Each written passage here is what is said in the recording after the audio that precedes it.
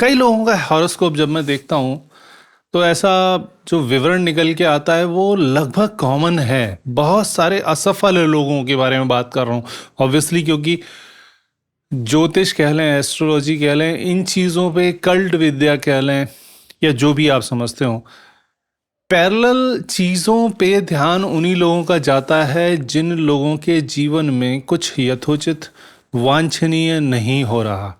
अगर जीवन बिल्कुल स्मूथ चल रहा है, सब कुछ बढ़िया चल रहा है, तो कौन कमबख्त जाएगा अपना हाथ दिखाने, अपने न्यूमरोलॉजी के नंबर ठीक करवाने और अपना हॉरोस्कोप दिखाने? तो बीमार व्यक्ति ही जाता है चिकित्सक के पास।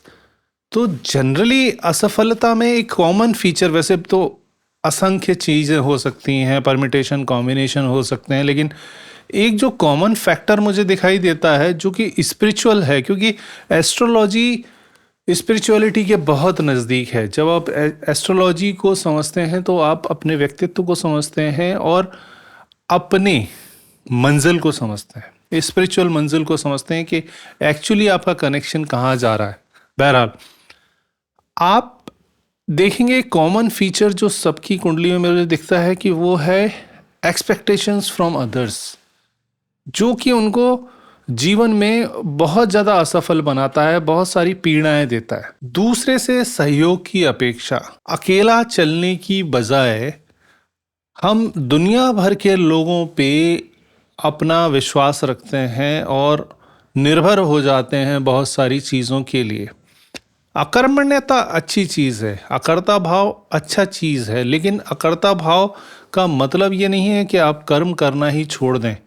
जो भी आप करना चाहते हैं, आपको लगता है कि नहीं यार, मुझे इस चीज़ की आवश्यकता है, मैं इसके पास चला जाऊंगा तो ये मुझे कोई सलाह दे देगा जिससे वो चीज़ मुझे मिल जाएगी, मेरे आड़े वक्त में ये व्यक्ति काम आ सकता है तो इसके साथ मुझे संबंध बना के रखने चाहिए। कि बॉस, मेरी तो कोई भी मेरे को परेशानी होगी, कोई भी मेरी अच्छाई हो, जल्दी से जल्दी मैं दूसरे से बात करूं, उससे कुछ मार्गदर्शन लूं और उससे साथ की अपेक्षा रखूं।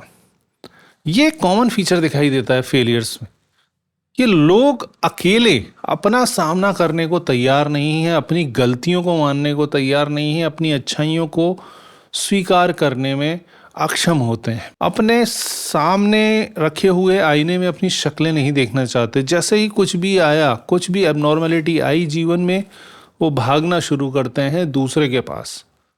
और दूसरे से जब आप साथ अपेक्षित रखते हो तो वहीं पर आपको बहुत सारी परेशानियां होना शुरू कर देती हैं। वो पुरानी परेशानियां तो कम सॉल्व होंगी, कुछ नई परेशानियां आपके जीवन में आ जाती हैं, क्योंकि आपने दूसरे का एंगल और जोड़ लिया उसमें। उसकी अपना जीवन है, वो अपना इनपुट देगा, अपना अपना वो समीकरण बैठा लेगा, वो समीकरण के वजह से वो कॉम्प्लेक्सिटी और बढ़ती चली जाती है।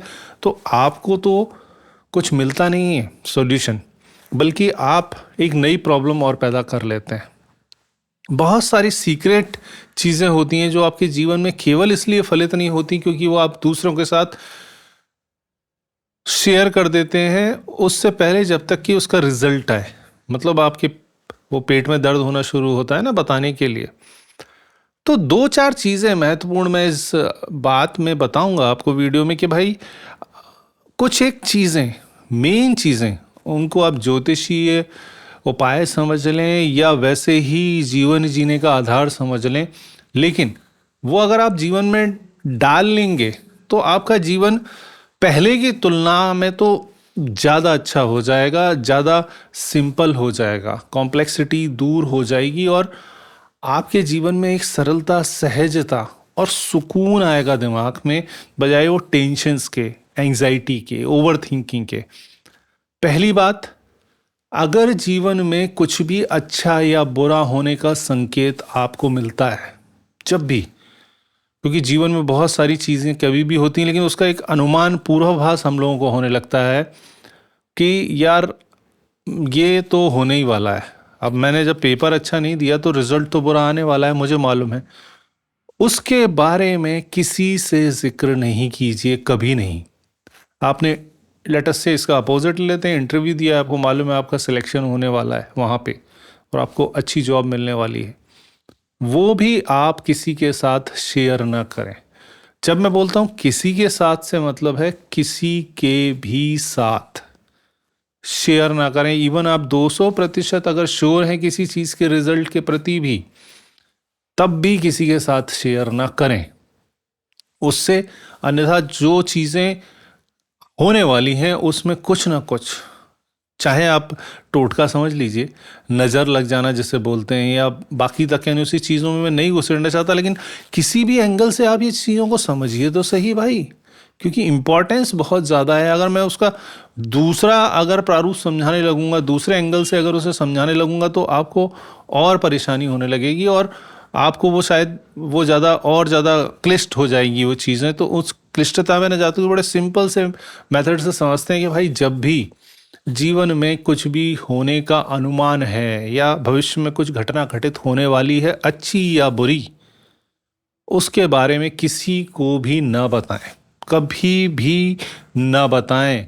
उससे आपके जीवन में सफलता के द्वार सुनिश्चित रहेंगे और दुख की कमी रहेगी। अगर गलत कुछ परिणाम आने वाले हैं तो भी निराशा की, दुख की पीड़ा आपको कम महसूस होगी। क्योंकि ज्योतिष के बारे में एक जो मिथ है लोगों का एस्ट्रोलॉजी के लिए कि भाई ये चमत्कारिक ओवरनाइट चीजें कर देता, भाई कुछ नहीं करता ज्योतिष ऐसा कुछ। केवल वो उसकी इंटेंसिटी को, उस चीज की पावर को कम या ज्यादा कर सकता है। वो घटना तो घटित होगी, उसे कोई नहीं रोक सकता, पर ब्रह्म ही रोक सकते हैं उसको। तो भाई किसी व्यक्ति के बूते का रोग नहीं है, किसी कैलकुलेशन की इतनी औकात नहीं है कि वो आपको उस किसी घटना को होने की जानकारी के साथ साथ उसको ख़त्म भी कर दे। वो घटना तो घटित होगी, उसकी इंटेंसिटी कम या ज़्यादा की जा सकती है। खैर, पहला पॉइंट आपने समझ लिया कि आपको नहीं बताना है। दूसरा, कभी भी अपने बड़े कामों के लिए किसी के ऊपर डिपेंडेंट ना रहे। मतलब आपने मन में सोच लिया कि मुझे इनफैक्ट बहुत एक मेरा जीवन का प्रमुख कार्य है, उसमें मैं इसको ले जाऊंगा तो ये काम और ज़्यादा पुष्ट हो जाएगा। बॉस मत कीजिए ये आदतें छोड़ दीजिए यार, वरना आप जीवन में उस एक दो पॉइंट्स को या एक दो कामों को तो निपटा लेंगे। यार पिछली बार भी वो मेरे साथ गया था, वो lucky, he is lucky for me, और उसको फिर ले जाता हूँ। भैया फ्लूक एक बार चल गया, उस फ्लूक को दोबारा मत टेस्ट कीजिए। इट इज़ योर फेट, ये आपका भाग्य है, आपका जीवन है, आपका व्यक्तिगत एक जर्नी है, एक यात्रा है। उस यात्रा को आपको ही पार करना है। दूसरे को उसमें लाके आपको फायदा शायद 1-8% हो जाए, बट नुकसान आपको 100% होगा। तो किसी भी बड़े आयोजन में, प्रयोजन में आप किसी दूसरे का सहयोग अपेक्षित ना करें। अगर कोई करता है that is well and good, you should welcome it, acknowledge it और ग्रेटिट्यूड भी रखिए उसके लिए। लेकिन आप अपनी तरफ से किसी को इनविटेशन मत दीजिए कि भाई ये फला काम मेरे को करना है और तेरी ज़रूरत मुझे पड़ेगी। उस पर डिपेंडेंसी रखना बंद कीजिए। वो आपके व्यक्तित्व के लिए बहुत खतरनाक है, क्योंकि एक बार हमें आदत पड़ जाती है पैरासाइट बनने की, तो वो हमारे जीवन को कब दीमक की तरह चाट जाती है हमको समझ नहीं आता, और हम एक हैंडीकैप की भांति जीवन जीना सोचने लगते हैं, और हमारा मस्तिष्क भी उसी हैंडीकैप सी का शिकार हो जाता है, जो हमेशा दूसरों के ऊपर डिपेंडेंट रहता है, दूसरों के विचारों पे, दूसरों के एग्जीक्यूशन पे, दूसरों के सपोर्ट पे निर्भर हो जाता है। तो एक ये चीज़ हमेशा अपने व्यक्तित्व में ग्रहण कीजिए, घुसेड़ लीजिए। ये बात इसलिए भी ज़रूरी है क्योंकि यार दूसरे का अपना जीवन है, उसने आपके अगर अपेक्षा अनुसार उसने उस जगह पे आपका सपोर्ट नहीं किया तो आपको बहुत दुख होगा।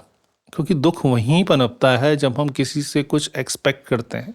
जब तक आप एक्सपेक्ट करते रहेंगे किसी से, दुनिया वालों से, तब तक हमेशा आप परेशानी में रहेंगे, चिंता में रहेंगे, फिक्र में रहेंगे, टेंशन में रहेंगे। सारे दुखों का जो बेस है, आधार है, जड़ है, वो है एक्सपेक्टेशन फ्रॉम अदर्स। तो जब तक ये एक्सपेक्टेशन आप रखेंगे तब तक जीवन में पीड़ा समाप्त नहीं हो सकती। इसीलिए लोगों से अपेक्षा रखना बंद कीजिए। जैसा है, जो भी है, आपका भविष्य, आपका जीवन है, आपकी यात्रा है, उसको आपको ही पूर्ण करना पड़ेगा। दूसरा उसमें एक हद तक सहयोग कर सकता है, लेकिन एक आध बार ही, एक्सेप्शनली बस। उसके बाद उससे कुछ फर्क नहीं पड़ जाता। उस अनंत यात्रा में एक आध तिनके के सहारे से कुछ फर्क नहीं पड़ जाएगा बॉस। तो इसलिए अपनी यात्रा खुद तय करनी पड़ेगी आपको, और कोई चारा नहीं है। तीसरा एक छोटा सा पॉइंट कि बॉस, आपको दुख है, चिंता है, परेशानी है। कहते हैं कि भैया सुख जो है बांटने से बढ़ता है, खुशी बांटने से बढ़ती है, और दुख बांटने से कम होता है। लेकिन दुख हर किसी के साथ नहीं बांटा जा सकता, इस चीज़ को भी अंडरलाइन कर लीजिए बॉस। हर किसी के सामने अपना दुखड़ा रोना एक बहुत ही घटिया, गिरी हुई और नीच आदत है। आप दुखड़ा अगर लोगों के सामने ज़्यादा दुख बांटेंगे ना, तो लोग आपसे कट लेंगे। ये तो आपके व्यवहारिक जीवन में होगा, वरना आप खुद सोचिए कि कौन ऐसे व्यक्ति को पसंद करेगा जो जब देखो तब अपने दुख ही टसुए बहाने आ जाता है, अपने आंसू दिखाने के साथ ही उसकी बात की शुरुआत होती है, और जब भी कभी मिले तो वो हमेशा उसके पास एक दुख का अंबार रहता है और अपनी कहानियां सुनाना चालू कर देता है।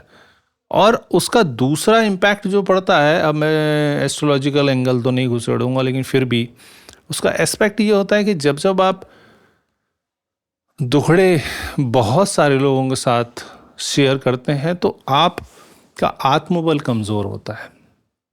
मतलब आप उस दुख को सहने की क्षमता खो चुके हैं, आप में वो पौरुष बचा नहीं है, इसीलिए आप दूसरों का कंधा ढूंढ रहे हैं। वरना मजबूत व्यक्ति वो है जो उस दुख को झेले, सहन करे और आगे बढ़े बिना किसी के सामने रोए गिड़गिड़ाए। जो रोते हैं वो अपने जीवन के बहुत बहुत अमूल्य समय को और अपने भविष्य को खोते हैं। तो मत रोइए, मत अपने आंसू किसी को दिखाइए। जो सलमान खान के पिताजी ने भी, सलीम खान ने भी उस दिन बोला था ना कि भैया आप आंसू निकले तो खुद पहुंच लीजिएगा।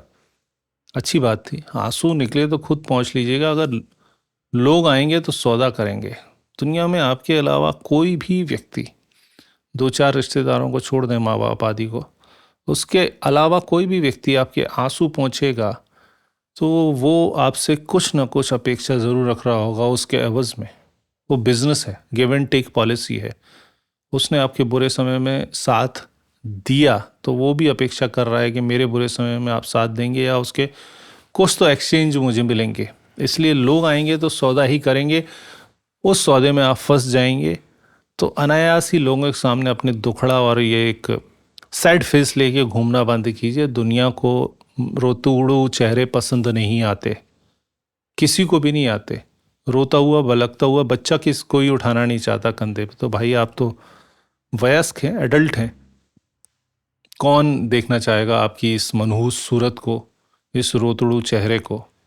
छोड़िए रोना, वरना आप अपने भविष्य में आने वाली परेशानियों को और ज़्यादा द्रुत गति से बढ़ा लेंगे। इसीलिए रोइए मत, ज़्यादा मत रोइए, और ज़्यादा लोगों के साथ उस रोने को शेयर मत कीजिए। अपने दुखड़े मत बांटिए अन्य लोगों के साथ, जिन लोगों से आपका कोई संबंध नहीं है। वो मिला आपसे कई दिनों बाद और आपने शुरू कर दी अपनी गाथा रोने बिलखने वाली, अपने दुखड़े आपने डिस्कस करना शुरू कर दिए। बंद कीजिए यार, वरना आपके दुखड़ों की सुनाने की आपकी आदत ना एक दिन इतनी ज़्यादा हो जाएगी कि आपके पास उसके अलावा सुनाने को कुछ बचेगा ही नहीं। इसीलिए कोई आवश्यकता नहीं इन चीज़ों की। लड़िए, जूझिए, आगे बढ़िए, यही जीवन का मूल मंत्र है। ऐसे ही जीवन चलता है और कोई तरीका नहीं है इसका। अकेला चलना एकला चलो रे की नीति इसलिए भी बहुत इंपॉर्टेंट है कि जीवन आपका है, इसकी अनुभूतियाँ सारी आपकी हैं। आपको जो चीज़ें अच्छी लगती हैं दुनिया में शायद किसी और व्यक्ति को नहीं लगती होंगी। आपका स्वभाव अद्वितीय है, आप अपने आप में विशेष हैं, अद्भुत हैं। आपके जैसा दूसरा व्यक्ति कोई नहीं है इस पूरे ब्रह्मांड में। तो आप एक अनूठे व्यक्तित्व के धनी हैं, आपको उस अनूठे व्यक्तित्व के साथ भेजा गया है किसी प्रयोजन हेतु। आप भी दूसरों जैसे बनने का प्रयास करेंगे तो आप अपनी अपनी इम्पोर्टेंस तो खो देंगे और दूसरे का अपना नहीं पाएंगे, क्योंकि अपने आप में अद्वितीय है। प्रत्येक जीव अपने आप में एक विशेष स्थान रखता है। तो उसी प्रकार आपकी अनुपम यात्रा आपकी है, आपका परमात्मा से संबंध आपका है, वो किसी अन्यत्र व्यक्ति का हो ही नहीं सकता। तो अपने आप को विशेष मानिए, अपने आप को यूनिक मानिए, अपने आप को ईश्वर की संतान मानिए और अपने व्यक्तिगत जीवन की यात्रा को स्वयं आगे बढ़ाइए। उसके लिए कहीं कोई व्यक्ति आपका साझीदार नहीं बन सकता, आपका पार्टनर नहीं बन सकता। एक समय के पड़ाव पे जो उसकी उपादेयता है, जो उसकी उपयोगिता है, वो उतना फिलर बन के जा सकता है, आ सकता है, लेकिन वो सब सामाजिक दायरे के अंदर। आपकी जो आंतरिक यात्रा है, वो यात्रा आपको स्वयं जीनी है। वो सारे सुख आपको स्वयं भोगने हैं, सारे दुख आपको भोगने हैं। सारी सुविधाएं आपकी हैं, सारी दुविधाएं आपकी हैं, सब आपकी हैं, इंडिविजुअली यूनिकली आपकी हैं। उसमें कोई कुछ नहीं कर सकता। जो एहसास आपको होता है, जो चुभन आपको होती है, जो पीड़ा आपको होती है, वो किसी व्यक्ति को नहीं होती, कोई समझ भी नहीं सकता, चाहे या ना चाहे तो भी। इसीलिए उन चीज़ों को अपने आप तक रखिए केवल, और अपनी यात्रा को इंडिविजुअली जीने का प्रयास कीजिए। अपना सामना रोज कीजिए, अपने से स्वयं से बातें कीजिए, अपने आप से प्रेम कीजिए, अपने आप से थोड़ा सा स्वार्थ दिखाइए और सीक्रेसी भी दिखाइए अपने आप के साथ। अपनी यात्रा आपको जीनी है, इसीलिए सब कुछ प्रयास आपको ही करने हैं। कोई भी व्यक्ति आपको केवल मार्ग बता सकता है, तरीका बता सकता है, कोई भी पुस्तक आपको वो ज्ञान दे सकती है, लेकिन सब कुछ अल्टीमेटली आप यूनिकली तरीके से वही करेंगे जो आपके मस्तिष्क के विचारों सम्मत हो, और वो हर व्यक्ति के लिए अलग होता है। सारे विद्यार्थियों को एक टीचर एक ही टॉपिक पढ़ाता है, लेकिन सब अलग अलग तरीके से उसे समझते हैं, और परीक्षा में मार्क्स भी उनके अलग आते हैं, पढ़ाई का तरीका भी उनका अलग होता है। इवन जो जुड़वा होते हैं, उनके भी सोचने समझने का तरीका, या तीन बच्चे इकट्ठे पैदा हुए हों, मतलब एक जैसी शक्लों वाले लोगों का भी माइंड की वायरिंग अलग होती है। तो आपके जैसा कोई नहीं है। आपको केवल आप समझा सकते हैं, आपको केवल आप ही जिता सकते हैं, और आपको केवल कोई हरा सकता है तो वो हैं आप। इसलिए जीतने के लिए आगे बढ़िए, और जीतेंगे आप तब तक नहीं जब तक कि आप व्यक्तिगत यात्रा को व्यक्तिगत नहीं रखेंगे। अपने ऊपर भरोसा रखिए और निरंतर गति से एकला चलो के सिद्धांत पर आगे बढ़ते रहिए। जब आप अकेले चीज़ों को अचीव करेंगे तो दुनिया आपके सामने सलाम ठोकेगी, और आप निरंतर गति से आगे बढ़ते जाएंगे।